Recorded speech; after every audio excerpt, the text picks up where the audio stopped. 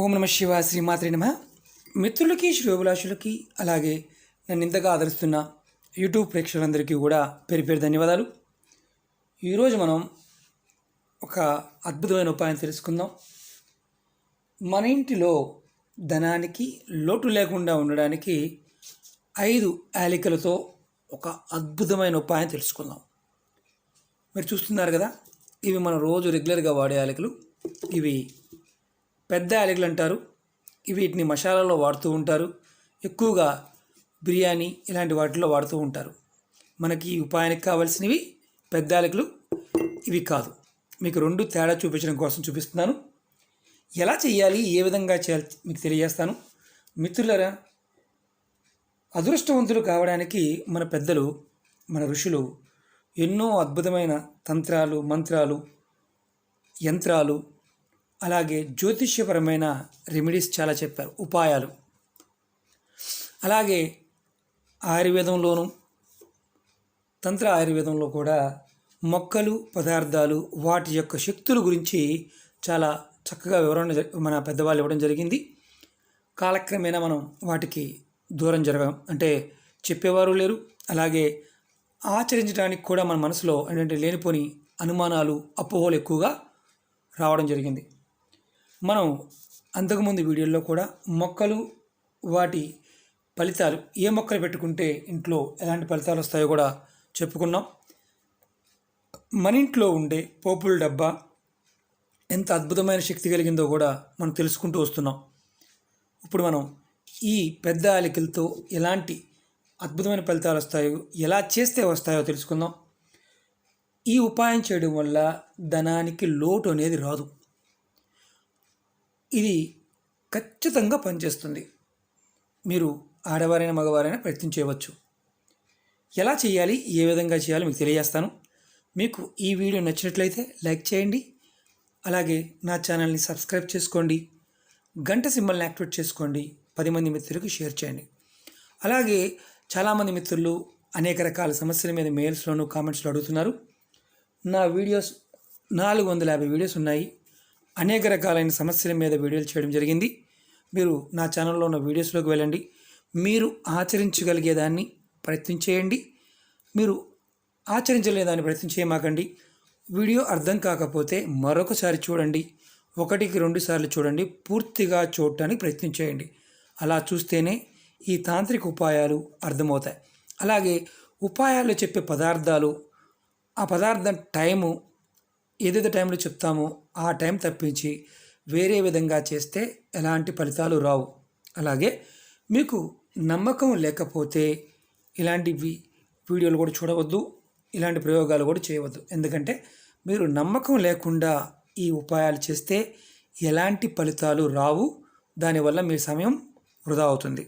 ఇప్పుడు మనం ఎలా చేయాలో తెలుసుకుందాం. స్కిప్ చేయకుండా చూడండి. ప్రతి ఒక్కరూ ఇంట్లో మన పోపుల డబ్బా ఉంటుంది, అంటే మసాలా డబ్బా అంటాం కదా, దాంట్లో ఈ యాలకులు కంపల్సరీగా ఉంటాయి. ఎందుకంటే పెద్ద యాలకులు బిర్యానీకి ఇలాంటి వాటికి వాడుతూ ఉంటారు, మసాలా పౌడర్లో కూడా వాడుతూ ఉంటారు. మీకు ఈ ఉపాయం చేయడం వల్ల ధనానికి లోటు లేకుండా ఉండటమే కాకుండా ఇంట్లో ఉన్న కుటుంబ సభ్యులు అందరికీ కూడా ప్రేమానురాగాలు పెరుగుతాయి. అలాగే కుటుంబ సభ్యుల మధ్య ఈ సత్సంబంధాలు కూడా ఏర్పడతాయి. అంటే ఇప్పుడు మనందరం కూడా కుటుంబంలో ఉన్న వ్యక్తులతోనే గొడవలు పడుతున్నాం. ప్రతి చిన్న విషయానికి సమస్యలని మనం కోరి తెచ్చుకుంటున్నాం. అలాగే ఈ ఉపాయం చేయడం వల్ల ఇంకొక అద్భుతమైన ఉపాయం ఉంటుంది, ఉపయోగం కూడా ఉంటుంది. ఏంటంటే భార్యాభర్తల మధ్య చాలా వరకు 3వ వ్యక్తి వల్ల సమస్యలు వస్తూ ఉంటాయి. ఆ సమస్యలు కూడా రావు. ఈ ఉపాయానికి కావాల్సిన 5 పెద్ద ఎలాచి, అంటే యాలక్కాయలు అంటారు. వీటిని ఎలా చేయాలో చెప్తాను మీకు నేను. చూడండి. అలాగే ఒక ఎర్రటి దారం కావాలి. అలాగే ఒక ఎర్రటి క్లాత్ కావాలి. ఇది ఎప్పుడు చేయాలో చెప్తాను, ఎలా చేయాలో చెప్తాను. ఇది శుక్రవారం నాడు, ఏ శుక్రవారం అయినా సరే సాయంత్రం స్నానం చేసి మిగతా కార్యక్రమాలను ముగించుకొని చక్కగా స్నానం చేసి మీ పూజా మందిరంలో ఈ ఉపాయాన్ని చేయాలి. ఇది దేవుడి ముందు, మీ పూజా మందిరం ముందు, అంటే అది తూర్పు వైపా, పడమర వైపా, దక్షిణ వైపా, ఎటువైపు ఉంది అది పక్కన పెట్టేయండి. మీ పూజా మందిరం మీరు ఎక్కడైతే రోజు పూజ చేస్తారో, దీపారాధన చేస్తారో అక్కడ చేయండి. ఏం చేయాలంటే మీరు మీ ఇష్టదైవం ముందు ఆవు నేతితో దీపం వెలిగించండి. ఆవు నేతితోనే. లేదు మా దగ్గర ఆవు నెయ్యి లేదు, నూనెతో వెలిగించండి. కొబ్బరి నూనెతో కానీ నువ్వుల నూనెతో కానీ దీపం వెలిగించండి.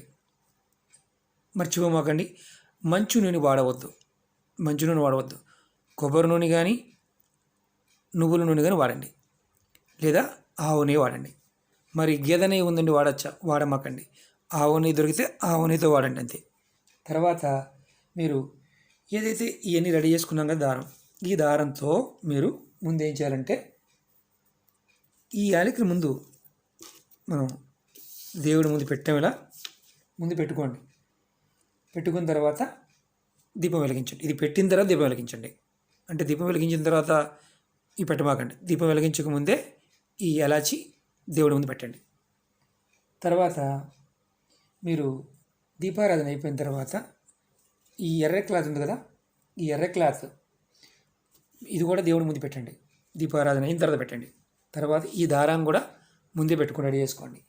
మీరు ఏం చేయాలంటే మామూలుగా మీరు ఇంక స్పెషల్ పూజ ఏం చేయాల్సిన అవసరం లేదు. మీరు రోజు మామూలుగా ఎలా దీపారాధన చేస్తారో అలా చేసుకోవచ్చు, దాంట్లో ఇబ్బంది లేదు. అంటే మామూలు పూజగా చేసుకోవచ్చు. దీనికి నియమ నిబంధనలు అంటే ఆహార నిబంధనలు లాంటివి ఏమీ లేవు. అలాగే ఇంకొక నిబంధన ఏంటంటే ఏది చేయకూడదంటే నెలసరి ఉన్నప్పుడు చేయమాకండి, అలాగే ఎవరన్నా మరణించి ఉన్నప్పుడు మాత్రం చేయమాకండి. ఇప్పుడు మనం ఏం చేయాలంటే ఈ దారాన్ని తీసుకొని మనం దీపం వెలిగించాం, ఇలా దారానికి ఒక ఎలాచీని కట్టండి. నేను చూపిస్తాను మీకు. లెంతీ వీడియో కాకుండా చేద్దాం అనుకుంటున్నాను. ఇలా కట్టాం కదా, చూడండి ఇలా కట్టాం. తర్వాత ఈ దారం తర్వాత 3 ముళ్ళు వేయండి. ఎలాచీ కాదు, మామూలుగా. ఇదిగోండి ఇలా ఇలా 3 ముళ్ళు వేయండి. 1, 2, 3 ఇలా వేయండి. తర్వాత మరొక ఎలాచీని కట్టండి.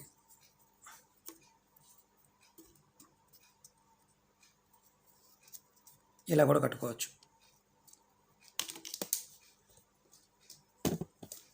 ఎందుకంటే వీడియో లెంతీ కాకుండా చేయడానికి ప్రయత్నం చేస్తాను. జస్ట్ మీకు ఒకసారి చూపిస్తే ఐడియా వస్తుంది. ఇలా కట్టండి. తర్వాత దీని తర్వాత 1, 2, 3 ముళ్ళు, ఇలా 5 ఎలాచీస్ని కూడా ఎలాచీకి మధ్యలో 3 ముళ్ళు వేయాలి. తర్వాత ఎలాచీ కట్టాలి. తర్వాత మళ్ళీ 3 ముళ్ళు, అలా మళ్ళీ ఎలాచీ. చూపిస్తాను చూడండి. 3 ముళ్ళు వేసాం, ఇలా కట్టేసాం అనుకోండి. కనిపిస్తుంది కదా. 5 మీకు ప్రాక్టికల్గా చూపించడం కోసం చేశాను. ఈ ఎలాచీ మధ్యలో గ్యాప్లో మాత్రం ఖచ్చితంగా 3 ముళ్ళు వేయండి, ప్రతి ఎలాచీకి మధ్యలో. అలా దీనికి మధ్యలో వేయాలి, రెండో దానికి మధ్యలో 3 వేయాలి ముళ్ళు. అంటే విడివిడిగా 3 ఒకేసారి కలిపి కాదు, 1, 2, 3 అలా వేయాలి. అలా ప్రతిదానికి కూడా 3 వేయాలి. 5వది పెట్టిన తర్వాత కూడా ఇటు పక్కన మళ్ళీ 3 ముళ్ళు వేయాలి. 3 కూడా చూపిస్తాను మీకు నేను. ఇలా సపరేట్గా 3 వేయండి. 1 చూస్తున్నారు కదా, 2 ఇలా మధ్యలో ఎలాచీకి మధ్యలో. మీకు అనుమానం రాకుండా ఉండాలి, ఇలా 3 వేయండి. తర్వాత ఇటుపక్క ఎలాచీ ఉంటుంది, తర్వాత ఇటుపక్క ఎలాచీ ఉంటుంది అనమాట. దగ్గర కూడా వేసుకోవచ్చు. తర్వాత మనం 3 వేసాం. ఇది మనం ఏం చేయాలి ఇప్పుడు, మీరు ఇంట్లో ఇప్పుడు 3 వేసిన తర్వాత దీన్ని ఈ ఎర్రటి క్లాత్ మీద ఇలా పెట్టండి. పెట్టిన తర్వాత మీరు ఏదో ఒక నైవేద్యం, పాలతో చేసిన నైవేద్యం కానీ, లేదు మీకు అంత అవకాశం లేదు, బెల్లం ముక్క కానీ, పాలు కొంచెం పాలు, అంటే పచ్చి పాలు పెట్టాలా మళ్ళీ కాచి చల్లార్చిన పాలు పెట్టాలంటే కాచి చల్లార్చిన పాలు పెట్టండి, కొంచెం చాలు. అది గేదె పాలైనా పర్వాలేదు. నైవేద్యంగా పెట్టండి, దాంట్లో బెల్లం ముక్క వేయండి. తర్వాత మీరు అంటే లక్ష్మీ అష్టోత్తరం కానీ లేదా శ్రీ సూక్తంగా చదవండి. బాగా గుర్తుంచుకోండి. మీకు ఈ 2 చదవడం రాదు అంటే మాకు చదవడం కష్టమండి అనుకునేవారు, చదవడం వచ్చిన వారు కంపల్సరీ చదవండి. చదవడం కష్టం అనుకునేవారు లక్ష్మీమాతని 108 సార్లు చదువుకోండి. అంటే తలుచుకోండి, ఓ మహాలక్ష్మి నమః అని తలుచుకొని మీరు ఏం చేస్తారంటే, మీరు బాగా గుర్తుంచుకోండి. మీరు మాలగా చేసుకున్నారు కదా, ముందుగా ఒక యాలకుని తీసుకొని దానికి ముడివేసాం కదా, దాని పక్క మనం ఏం చేయాలంటే ఈ ఇలా చేత్తో, ఈ కుడి చేతిలో ఈ వేసిన ఇప్పుడు ఏదైతే మంత్రం అయిపోయింది, మంత్రం అయిపోయిన తర్వాత ఈ యాలకులన్నీ కూడా దారంతో పాటు చేత్తో ఇలా పట్టుకోండి. కుడి చేత్తో దారంతో పాటు పట్టుకొని మీరు ఒక మంత్రం చెప్తాను. ఆ మంత్రాన్ని 108 సార్లు మనసులో అనుకోండి. ఓం నమో కమలవాసిన్యే స్వాహ. ఓం నమో కమలవాసిన్యే స్వాహ. ఈ మంత్రాన్ని మీరు 108 సార్లు మనసులో జపించండి. మీకు ఈ మంత్రం అనుకోవడానికి ఇబ్బందిగా ఉందంటే ఓం మహాలక్ష్మియే నమః, ఓం మహాలక్ష్మియే నమః అనే మంత్రాన్ని 108 సార్లు అనుకోండి. ఇలా పట్టుకొని కుడి చేత్తో పట్టుకొని ఈ జపం చేసేటప్పుడు మాల ఎప్పుడు ఇది మనం తయారు చేసిన మాల చేతిలో ఉండాలి. తర్వాత ఈ మాల మీద మనం జపం అయిపోయింది, ఇలా క్లాత్లో పెట్టాం, అక్షింతలు, అలాగే కాస్త పసుపు, అలాగే కాస్త కుంకుమ వేసి మీరు ఈ ఎర్రటి క్లాత్ని మూటగా కట్టండి. ఇలా కట్టండి, మూటగా కట్టండి, మామూలుగా కట్టుకోండి. కట్టి ఏం చేస్తారంటే దీన్ని మీరు ఎక్కడైతే మీ బీరువా కానీ లాకర్ కానీ డబ్బులు దాచుకుంటారో అక్కడ ఇది లోపల పెట్టండి. యాజ్ ఇట్ ఈస్గా మీరు దీన్ని ఎప్పుడు మార్చుకోవాలి, ఎలా మార్చుకోవాలి అంటే ఇది ప్రతి శుక్రవారం బీరువాలోంచి తీసి మీరు పూజ చేసుకునేటప్పుడు మీ పూజా మందిరంలో పెట్టుకొని ధూపం దీపం చూపించి మళ్ళీ పూజ అయిపోయిన తర్వాత ఎక్కడైతే తీస్తారో అదే ప్రదేశంలో మళ్ళీ బీరువాలో కానీ లాకర్లో కానీ పెట్టుకోండి. ఈ ఉపాయం చేసిన తర్వాత మీకు 41 రోజుల్లో మీకు ధనప్రాప్తి కలుగుతుంది. 41 రోజుల్లో. అలాగే కుటుంబ సభ్యుల మధ్య ప్రేమానురాగాలు పెరుగుతాయి, మీ మాటకి విలువ పెరుగుతుంది, గౌరవ మర్యాద కూడా పెరుగుతాయి. మీరు బాగా గుర్తుంచుకోండి, మీ పోపుల డబ్బా ఈ ఒకవేళ పెద్ద ఎలాచీ లేదనుకోండి, ఇవి లేవనుకోండి, కంపల్సరీగా మీ పోపుల డబ్బాలో ఈ పెద్ద ఎలాచీ పెట్టుకోండి. యాలక్కాయలు పెద్దవి, ఇవి పచారీ కొట్లు అడగండి, ఇస్తారు. ఇది అద్భుతంగా పనిచేసే తాంత్రిక ఉపాయం. కొత్త క్లాత్ కావాలి, అలాగే దారం కూడా కొత్త తెచ్చుకోండి. వాడిని మాత్రం వాడమాకండి. కానీ ఇది వారం ఈ మూటను ఓపెన్ చేయాల్సిన అవసరం లేదు. కట్టిన తర్వాత ఇలాగే తెచ్చి పూజా మందిరంలో పెట్టుకొని ధూపం దీపం చూపించి లక్ష్మీ మంత్రం చదువుకొని ఇది మళ్ళీ పెట్టుకోవచ్చు. మాకు రోజు చేసే అలవాటు ఉందండి అనేవారికి ఎలాంటి ఇబ్బంది లేదు. వారానికి ఒకసారి శుక్రవారం పూజ చేసేవారు ఉంటారు, వారైనా ఈ పరిహారం చేసుకోవచ్చు. అలాగే మీరు ఒకటి గుర్తుంచుకోండి, ఈ ఒక మామూలుగా ఈ యాలకని, పెద్ద యాలకని మీరు ఎప్పుడైనా సరే మీ ఇంట్లో పంచదార డబ్బాలో ఈ యాలకని ఒకటి వేసి ఉంచుకోండి. దీనివల్ల మీకు డబ్బులు అనేవి ఎప్పుడు కూడా ఒక పద్ధతిగా, అంటే మామూలుగా మనం ఎలా వస్తేనే తెలియట్లేదండి, ఎలా పోతేనే తెలియట్లేదండి అంటుంటారు, ఒక పద్ధతిగా రావడానికి అవకాశం ఉంటుంది. ఇది ఒక చిన్న ఉపాయం. ఇది ఆడవారైనా మగవారైనా చేయవచ్చు. దీనికి ఎలాంటి అంటే చిన్నపిల్లలు కాకుండా పెద్దవాళ్ళు, మామూలు పిల్లలు కూడా చేసుకోవచ్చు. కంపల్సరీగా మంత్రాన్ని మననం చేయండి, అద్భుతమైన ఫలితాలు చూస్తారు. 41 రోజుల్లో మీకు ధనప్రాప్తి అనేది కలుగుతుంది. మీ కుటుంబ సభ్యుల్లో కూడా మార్పు వస్తుంది. ఈ తాంత్రిక ప్రయోగం మనస్ఫూర్తిగా నమ్మి చేయండి, అద్భుతమైన ఫలితాలు వస్తాయి. మిత్రులారా, మీకు ఈ వీడియో నచ్చినట్లయితే లైక్ చేయండి, నా ఛానల్ సబ్స్క్రైబ్ చేసుకోండి, గంట సింబల్ యాక్టివేట్ చేసుకోండి, 10 మంది మిత్రులకు షేర్ చేయండి.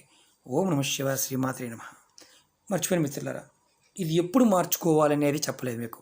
ఇది మీరు ఎప్పుడైనా బాగా గుర్తుంచుకోండి. ఏదైనా గ్రహణం వచ్చిందనుకోండి, ఆ గ్రహణం టైంలో ఇది మార్చుకోండి. ఆ గ్రహణం అయిపోయిన తర్వాత ఈ మూటని అంటే ఇలా ఉన్నదాన్ని స్టేజ్గా మీ పూజా మందిరం నుంచి తీసుకొని పారే నీళ్ళలో వేయండి. తర్వాత మళ్ళీ శుక్రవారం నాడు మళ్ళీ మీరు కొత్తగా చేసుకోవచ్చు. కానీ గ్రహణం లేకుండా దీన్ని ఎప్పుడు పడితే అప్పుడు మార్చాల్సిన అవసరం కూడా లేదు. ఓకే మిత్రులారా, అర్థమైంది అనుకుంటాను. ఓం నమః శివాయ, శ్రీమాత్రే నమః.